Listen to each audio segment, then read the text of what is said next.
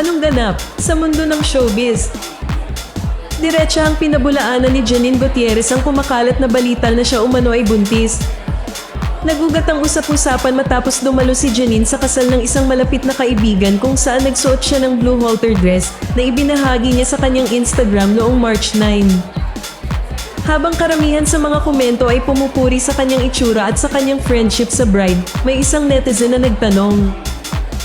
Sabi sa balita buntis daw si Ate Janine, pero di naman siya mukhang buntis dito. Agad naman itong sinagot ng aktres at nilinaw ang issue sa simpleng sagot. Fake news. Si Janine ay kasalukuyang nasa relasyon sa aktor na si Jericho Rosales. Nagsimulang umugang ang dating rumors tungkol sa kanila noong July 2024 at ipinagdiwang nila ang kanilang first anniversary noong September 2025. Sa ngayon, malinaw na walang katotohanan ng kumakalat na pregnancy rumors tungkol sa aktres.